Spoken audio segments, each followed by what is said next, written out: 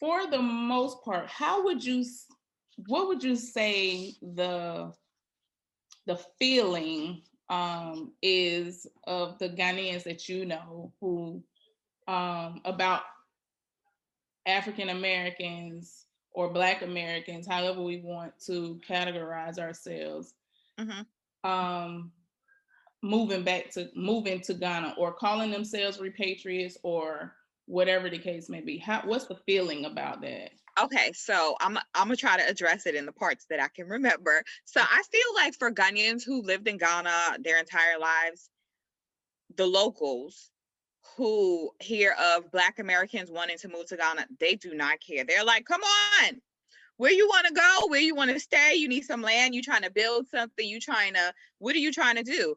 And that's for two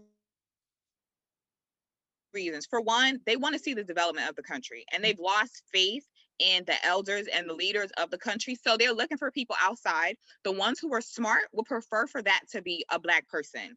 The other ones who are just so angry, they don't care if you're white, orange, Chinese, whoever. If you're coming with a job, you're coming with an opportunity, they don't have the ability to understand that they need to read the fine print. They need to understand the terms that come with it. So they're welcoming of any kind of development that's going to make their lives better, because the reality is the majority of people are suffering.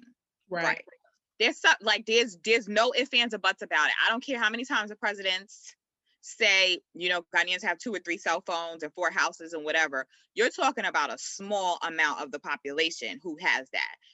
Everybody doesn't have the ability to live above what would be considered a poverty level, just for the most basic of things. Now, if you're talking about being able to fly and go to another African country or go to a developed country or whatever, more than half of the country is never even dreaming of those kind of opportunities. It's just not realistic for them outside of like a visa lottery or a family member bringing them to another country. And once they leave, they're not coming back, not to live full time. So then you have the Ghanaians who lived outside, who moved back and are doing very well with business. I feel like I hear from some people that they don't really like for Black Americans to come in and start business because they don't like the competition. And I have never seen that personally. Like, I don't have any Ghanaian friends who are doing, and they're like, no, no, no, or feel some type of way. But I've heard mostly from men within the men's groups that they don't like the competition and they don't want to see some outsider come and do better than them. They won't look at the situation and be like, oh, if he can make 10 million, then I can hustle harder because I know more people and make 20. They would look at it like he shouldn't be allowed, kind of thing.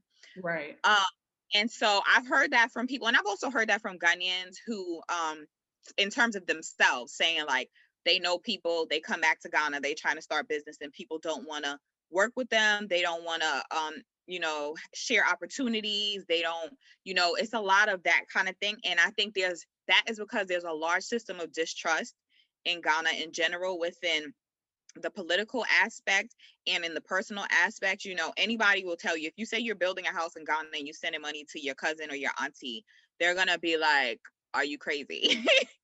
Because the likelihood of stealing your money or whatever is really, really high. It's unfortunate because there's not a system of accountability there. So people are not getting caught, jailed, and whatever else.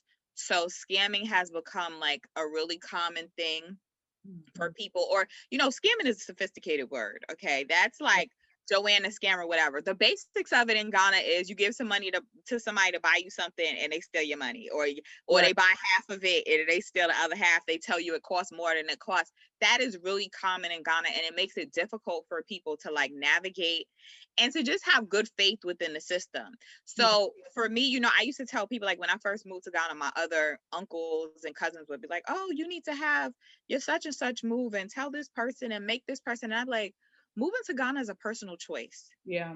Because the struggles that you will have essentially alone. So don't let anybody convince you to come into a country that is so filled with problems that you might hate your life and then feel like they're responsible for you being in that situation. You really have to like either step out on faith or position yourself to where you could turn around and go back if you needed to.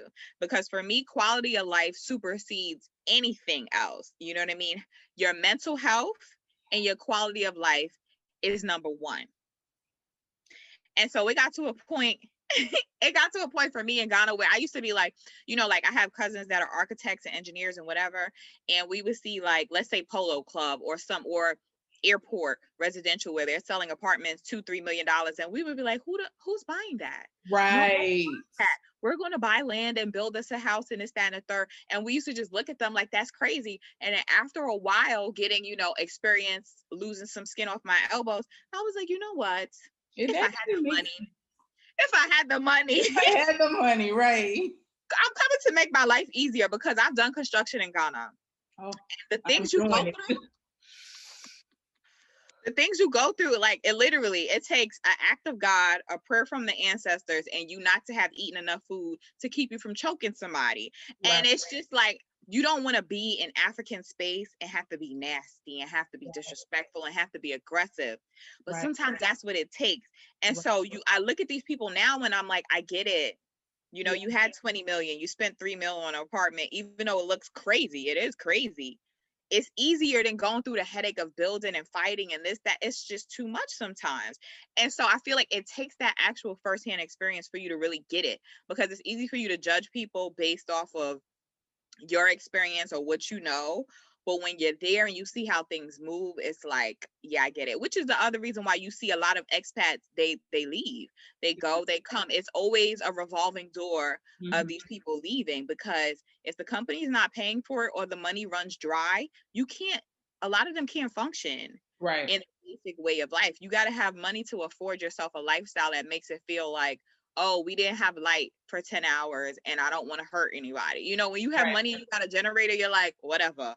But when you don't, and you can't charge your phone and you can't use your laptop and your kids can't watch TV, it's really detrimental to like your overall mental situation. So I'm like, the experience goes a long way. So I normally tell people, if they're thinking about moving to Ghana, I'm like, okay, if you're thinking about moving to Ghana and you have a flexible job or you can work from home, I say take 3 months off.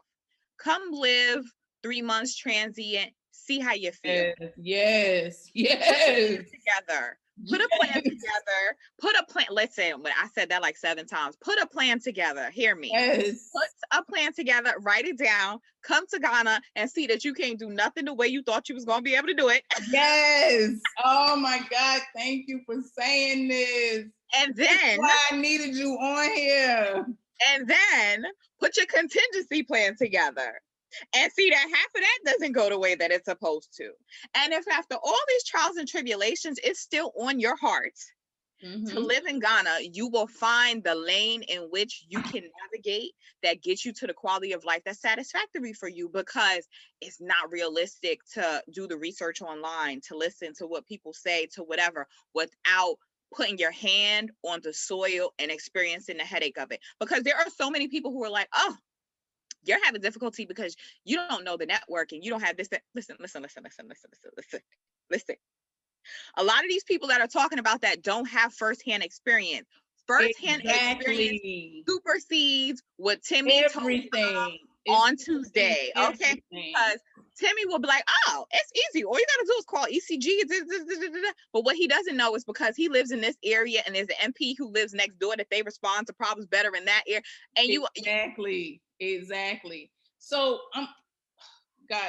you got my mind just rolling. I really should have had me a piece of paper so I could be writing down what I need to ask you next.